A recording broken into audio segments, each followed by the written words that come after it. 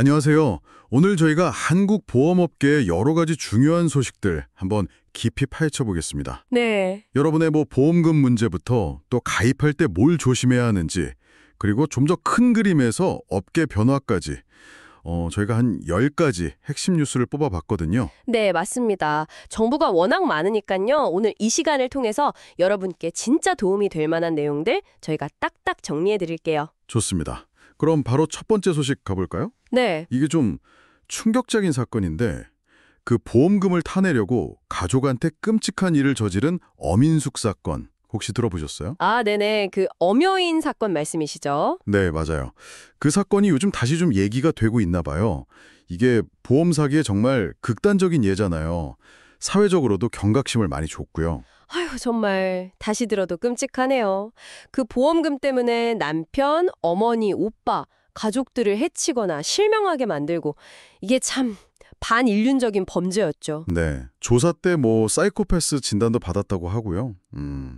물론 이런 경우는 정말 드물죠. 정말 극단적입니다. 그렇죠. 근데 이 사건을 보면 보험 사기가 어디까지 갈 수 있나, 얼마나 심각한 범죄가 될 수 있나 이걸 보여주는 것 같아요. 또 보험사들이 왜 그렇게 보험금 주기 전에 사고 경위니 병력이니 꼼꼼하게 따지는지 그 이유 중 하나를 좀 엿볼 수 있죠. 아, 그럴 수 있겠네요. 네. 단순히 돈 문제가 아니라 이게 생명까지 갈 수 있는 문제니까요. 보험 사기, 이거 정말 사회적으로 계속 경계해야 합니다. 네, 그런 극단적인 학이 말고도 사실 우리가 좀 조심해야 할 것들이 많은 것 같아요. 특히 유튜브. 아, 유튜브요? 네, 요즘 정보 많이 얻으시잖아요. 거기서 프리미엄 보험 이런 식으로 약간 혹하게 만드는 광고들 혹시 보신 적 있으세요? 네, 그럼요. 많이 보이죠. 근데 이런 광고들을 금융당국에서 좀 들여다본다고 하니까 소비자 입장에서는 뭘 좀 조심해야 할까요? 맞습니다. 유튜브나 SNS 이런 데서 좀 검증 안 된 정보, 과장된 정보 때문에 혼란스러워 하시는 분들 꽤 많거든요. 네. 가장 중요한 건요. 보험 상품 광고다 싶으면 광고 심의필 마크 있는지. 아, 심의필 마크. 네, 그거랑 심의 번호, 유효 기간 이게 세트거든요. 이걸 꼭 확인하는 습관을 들이셔야 돼요. 이게 없으면요? 이게 없다. 그럼 일단 의심해야죠. 이거 뭔가 정식 절차를 안 거친 정보일 수 있겠다. 그렇군요. 그리고 또 하나, 그 정식 보험 설계사가 아니더라도요. 인플루언서나 그냥 일반 유튜버가 이 보험 좋아요. 이렇게 추천하거나 자기한테 유리한 내용만 딱 편집해서 보여주는 영상 있잖아요. 네네. 그것도 광고로 볼 수 있다는 거예요. 아, 그것도 광고군요. 네. 그러니까 그냥 막 달콤한 말만 믿지 마시고 이게 객관적인 정보인지, 심의는 받은 건지 꼭 확인하시는 게 중요합니다. 알겠습니다. 광고는 신중하게 보고요. 자, 이제 상품 이야기로 넘어가 볼까요? 네. 이게 고령화 시대라서 그런지 지난 추석에요. 부모님 선물로 치매나 간병비 보장보험이 엄청 인기였다면서요. 아, 네, 맞아요. 노후 대비에 대한 관심이 진짜 커진 것 같아요. 네, 정말 그렇죠. 이제 평균 수명이 길어지니까 단순히 오래 사는 걸 넘어서 혹시 아프거나 거동이 불편해지면 어쩌나. 특히 간병 문제가 큰 걱정거리잖아요. 맞아요. 간병비 부담이 크죠. 그렇죠. 그래서 삼성생명, 교보생명, 현대해상 이런 큰 회사들이 이런 걱정을 좀 덜어주려고 상품들을 내놓고 있는 거죠. 어떤 식으로요? 그냥 치매 진단받으면 얼마 이게 아니라요.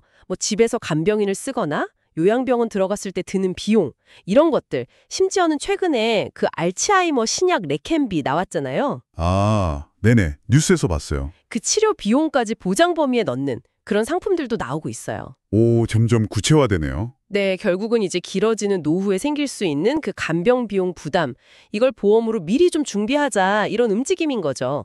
미래에 경제적인 부담, 또 심리적인 부담을 줄이는 좀 현실적인 방법으로 많이들 찾으시는 것 같아요. 네. 치매, 간병 이런 장기적인 대비도 중요한데 또 다른 흐름도 있더라고요. 어떤 거죠? 추석 같은 때 잠깐 필요한 보장만 딱 골라서 싸게 가입하는 미니 보험. 이것도 좀 인기가 있었다고요.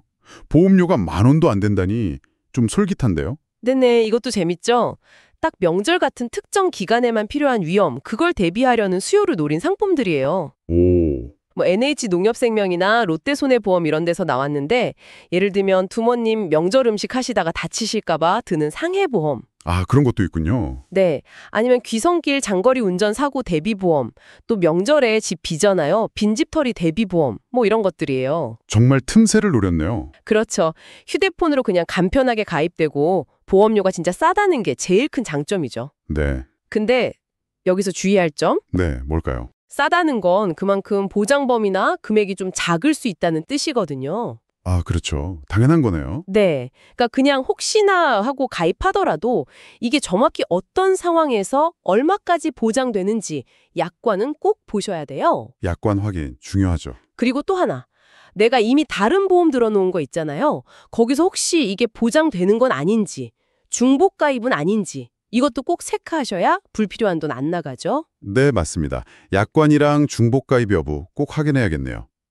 자, 다음은 조금 더 큰 이야기로 가보겠습니다. 네. 정부가 건강보험이란 실손보험을 연계하는 방안, 이걸 추진 중인데 대한의사협회에서 이걸 강하게 반대하고 나섰다고요. 네, 맞아요. 이게 왜 논란이고 소비자한테는 어떤 영향이 있을 수 있을까요?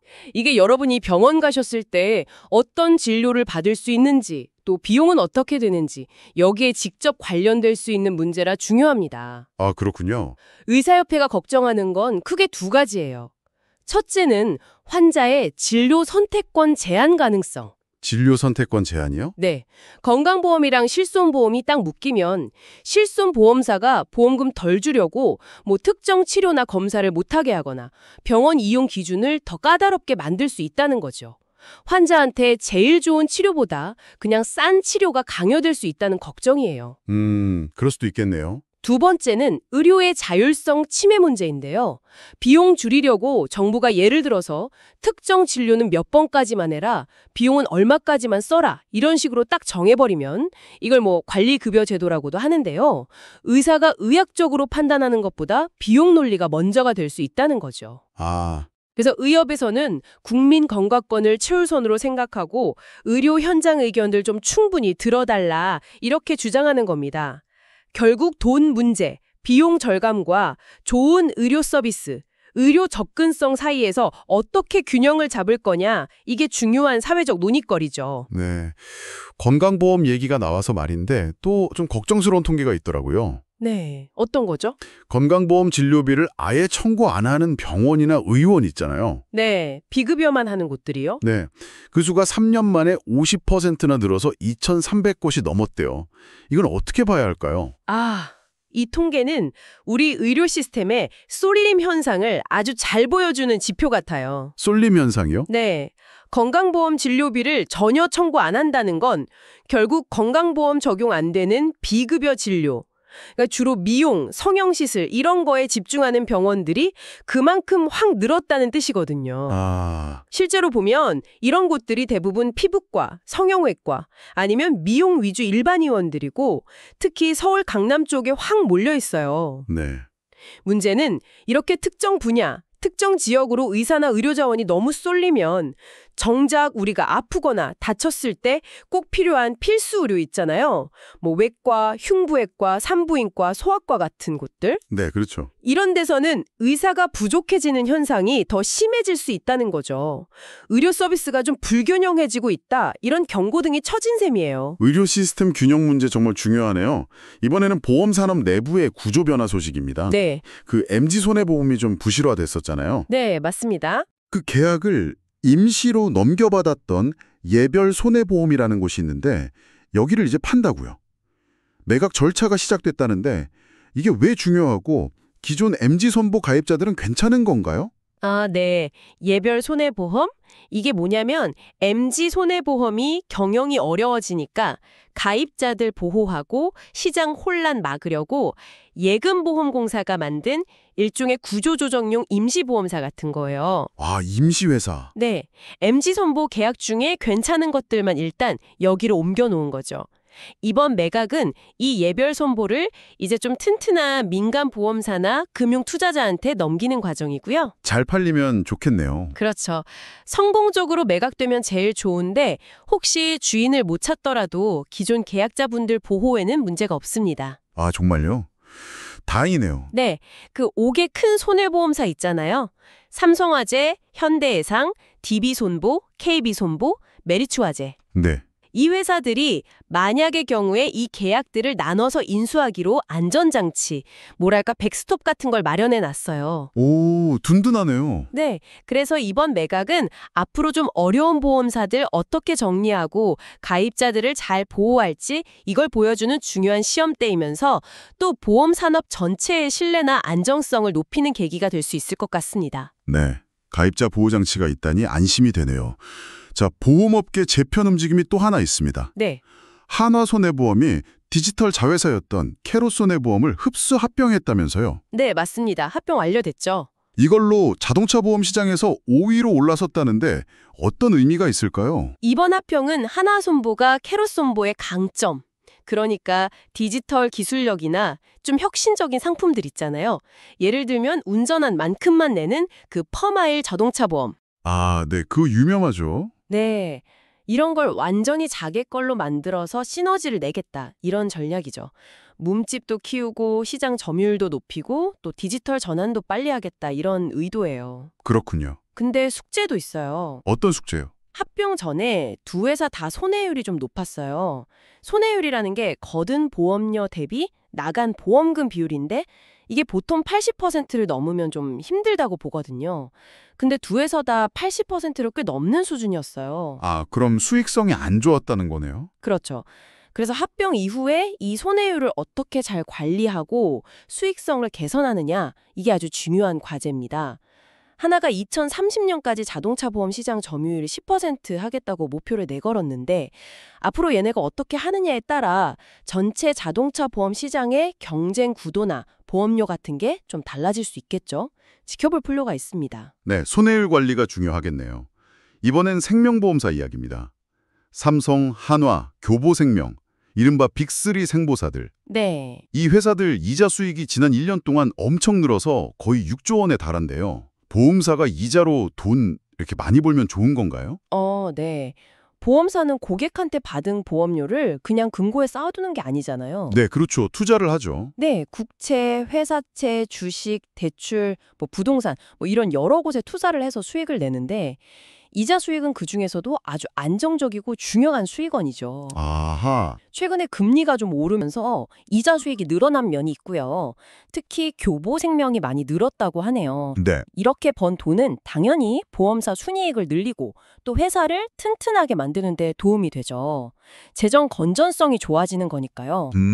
물론 보험사는 돈을 버는 것도 중요하지만 나중에 고객한테 돌려줘야 할 보험금, 그러니까 부채도 잘 관리해야 하거든요. 그래서 금리가 막 오르내릴 때는 자산이랑 부채를 종합적으로 관리하는 능력, 이걸 좀 어려운 말로 ALM이라고 하는데 ALM이요? 네, Asset Liability Management, 자산 부채 종합 관리. 이게 되게 중요해져요. 아무튼 이자 수익이 늘었다는 건 보험사가 운영을 잘하고 있다는 긍정적인 신호 중 하나로 볼 수 있습니다. 네, 그렇군요. 자, 마지막 소식인데요. 이건 조금 결이 다른 이야기입니다. 보험 세일즈 현장 이야기예요. 오, 현장 이야기요? 네, 어떤 칼럼에 소개된 성공 비결인데 방법은 아주 단순한데 결과는 강력했다고 해요. 그게 뭐냐면 고객 만남을 꾸준히 기록하고 반복하는 거였대요. 기록하고 반복한다. 흥미로운데요? 네, 이 세일즈맨이 하루에 최소 4명 이상 고객을 만나겠다 이렇게 목표를 세우고 그냥 만나는 데서 그치지 않고 그 과정이랑 결과를 계속 기록으로 남겼다는 거예요. 꾸준히요. 네, 그랬더니 놀랍게도 한 10개월은 걸릴 거라고 생각했던 성과를 단 10주 만에 달성했대요. 와, 10개월 걸릴 걸 10주 만에요. 대단하네요. 그쵸, 이게 어떻게 보면 대수의 법칙을 실천한 거죠. 시도 횟수를 충분히 늘리고 그 과정을 계속 분석하고 개선하면 결국 성공 확률이 높아진다. 아, 네. 그래서 우리가 보험 가입 권유받거나 설계사분들 만날 때 그분들의 노력 뒤에는 이런 꾸준함, 또 기록에 기반한 치열함이 있을 수 있구나. 이걸 좀 엿볼 수 있는 사례 같아요. 그러네요. 어떤 분야든 결국 기본은 꾸준한 실천이란 기록인가 봐요. 네, 그런 것 같습니다. 오늘 조물 다양한 소식들을 짚어봤습니다. 보험 사기 문제부터 시작해서 최신 상품 트렌드, 또 건강보험 관련 이슈들, 그리고 보험 산업의 구조 변화, 마지막으로 현장 이야기까지요. 그렇습니다. 여러분의 보험금 지급 문제나 가입 시 주의사항처럼 좀 직접적인 내용도 있었고요. 또 의료 정책 변화나 보험사들의 경영 전략처럼 좀 더 넓게 볼 수 있는 정보들도 다뤘습니다. 네. 오늘 나눈 이야기들 중에서요, 여러분. 특히 보험 광고 보실 때는 꼭 심의필 마크랑 유효기간 확인하시고요. 네, 중요하죠. 어떤 보험이든 가입 전에는 약관 통해서 보장 내용, 제한 조건 꼼꼼히 살피는 습관. 이거 정말 잊지 않으셨으면 좋겠습니다. 네. 그리고 마지막으로 이런 질문 한번 던져보고 싶어요. 네, 어떤 질문이신가요? 앞으로 뭐 인공지능 AI나 빅데이터 기술이 보험 산업에 더 깊숙이 들어올 거잖아요. 그렇죠. 그러면 보험사가 여러분한테 상품에 대해 충분히 설명해야 할 의무, 이 설명 의무의 기준이 어떻게 바뀔까요? 그냥 정해진 약관 읽어주는 걸 넘어서 내 상황에 맞춰서 어떤 위험을 알려주고 어떤 대안을 제시해야 충분히 설명했다고 할 수 있을지. 기술 발전이 가져올 미래의 보험 소비는 어떤 모습일까 한번 생각해 보시는 것도 재미있을 것 같습니다. 오, 정말 흥미로운 질문이네요. 네, 오늘 저희 분석이 여러분께 유용한 정보가 되었기를 바랍니다. 함께 해주셔서 감사합니다. 감사합니다.